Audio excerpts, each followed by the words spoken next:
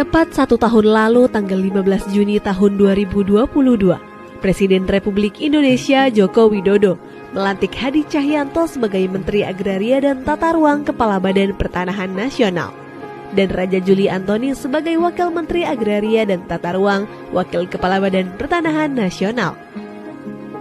Terdapat 3 amanat dari Presiden RI yang ditugaskan kepada Menteri ATR Kepala BPN dan Wamen ATR Waka BPN terkait bidang pertanahan dan tata ruang.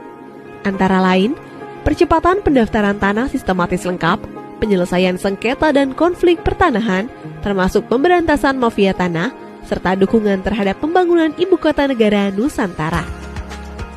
Selama setahun ini, Kementerian ATR BPN pun terus melakukan akselerasi program PTSL dengan berbagai macam terobosan, mulai dari peningkatan pelayanan pertanahan, kolaborasi dengan berbagai pihak, hingga mendorong keterlibatan aktif masyarakat. Atas hasil dari kerja keras tersebut, selama 1 tahun ini, dari program PTSL berhasil mendaftarkan 6.616.664 bidang tanah di seluruh Indonesia, di mana 5.409.693 bidang tanah telah bersertifikat. Mengingat betapa pentingnya manfaat memiliki sertifikat tanah, selain sebagai legalitas hukum atas kepemilikan yang sah, sertifikat tanah juga dapat mengurangi potensi terjadinya sengketa atau konflik pertanahan, serta membuka akses permodalan untuk peningkatan ekonomi masyarakat. Sejak dilaksanakannya program PTSL juga telah memberikan penambahan nilai ekonomi atau ekonomi value added mencapai kurang lebih 5.574 triliun rupiah, dan 1 tahun terakhir mencapai kurang lebih 895 triliun rupiah yang berasal dari hak tanggungan, BPHTB, PPH, dan PNBP.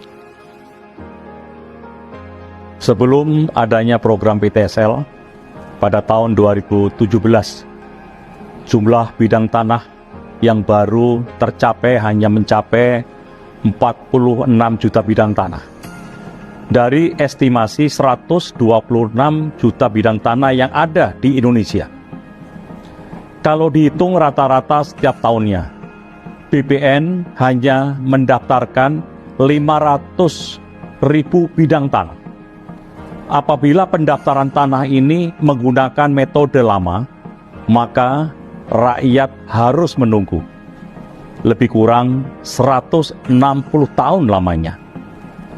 Berkat program PTSL yang saat ini tercatat jumlah bidang tanah yang telah terdaftar sebanyak 103,1 juta bidang tanah dan 85,8 juta bidang tanah telah bersertifikat. Percepatan program PTSL dimulai dengan menggerakkan partisipasi masyarakat untuk berperan aktif dalam menyiapkan berkas pertanahan secara mandiri. Hal itu berguna untuk membantu petugas pengumpul data pertanahan. Selain itu, Kementerian ATR BPN juga aktif mengkampanyekan gerakan masyarakat pemasangan tanda batas atau gema batas untuk memudahkan petugas ukur dalam melaksanakan pengukuran tanah. Kementerian ATR BPN juga berkomitmen melegalisasi tanah wakaf dan rumah ibadah melalui Gerakan Nasional Sertifikasi Rumah Ibadah dan Pesantren, agar aset tersebut terhindar dari potensi hilang, terkena sengketa atau konflik. Konkretnya, Kementerian ATR BPN telah membuat nota kesepahaman dengan berbagai organisasi keagamaan untuk memudahkan sertifikasi tanah wakaf dan rumah ibadah, sehingga umat beragama dapat melaksanakan kegiatan keagamaan secara aman dan damai. Selama setahun ini, Kementerian ATR BPN telah berhasil mensertifikasi 36.149 bidang tanah wakaf dan rumah ibadah seperti masjid, gereja, vihara, dan rumah ibadah lainnya. Jumlah ini meningkat dari tahun sebelumnya yang mencapai 25.140 bidang tanah di tahun 2021 dan 13.858 bidang tanah di tahun 2020. Kami, Kementerian ATR BPN, memiliki komitmen untuk mensertifikasi rumah ibadah apapun di mana nama Tuhan diagungkan tanpa terkecuali dan tanpa diskriminasi. Kementerian ATR BPN juga mendorong percepatan sertifikasi aset-aset BMN, BMD, BUMN, dan BUMD. Hal ini dilakukan sebagai mitigasi penyalahgunaan aset yang dapat mengakibatkan kerugian keuangan negara. Dalam 1 tahun, Kementerian ATR BPN telah menyelamatkan aset-aset negara melalui program sertifikasi tanah-tanah aset dengan estimasi nilai mencapai kurang lebih 643,9 triliun rupiah. Kementerian ATR BPN telah menargetkan pada tahun 2025 seluruh bidang tanah dapat terdaftar.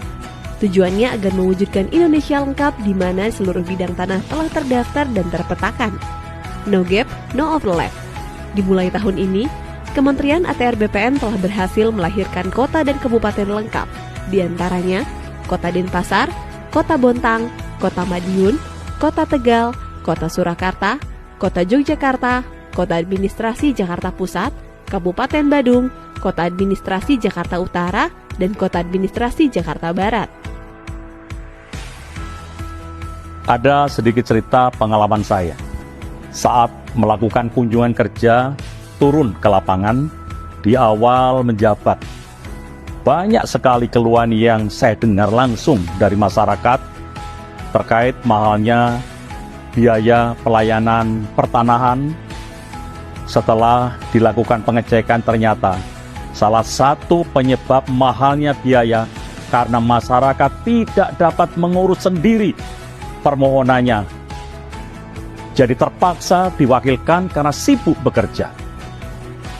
Kami pun berinovasi meluncurkan program pelayanan tanah akhir pekan atau pelataran, disertai dengan loket prioritas yang diberi karpet merah khusus disediakan untuk masyarakat yang mengurus sendiri tanahnya. Dengan begitu, masyarakat dapat leluasa kapanpun mengurus tanahnya tanpa terkendala biaya dan waktu. Saat ini, pelayanan pertanahan akhir pekan telah tersedia di seluruh kantor pertanahan yang berkedudukan di ibu kota provinsi dan seluruh kantor pertanahan dengan rata-rata jumlah layanan di atas 2.000 berkas per bulan. Dengan adanya program pelataran ini, diharapkan dapat mencegah praktik calo atau mafia tanah dalam kepengurusan tanah. Di tahun 2023, Kementerian ATR BPN juga meluncurkan 7 layanan prioritas atau lantas. Layanan ini mencakup 79% dari total layanan yang ada di kantor pertanahan. 7 layanan prioritas ini jelas waktu, jelas syarat, dan jelas biaya. 7 layanan prioritas ini terdiri dari pengecekan sertifikat, surat keterangan pendaftaran tanah atau SKPT, hak tanggungan elektronik, roya manual dan roya elektronik, peralihan, pendaftaran SK, serta perubahan hak guna bangunan atau hak pengelolaan menjadi hak milik untuk rumah tinggal, rumah toko, dan rumah kantor. 1 tahun bekerja untuk rakyat, untuk Indonesia.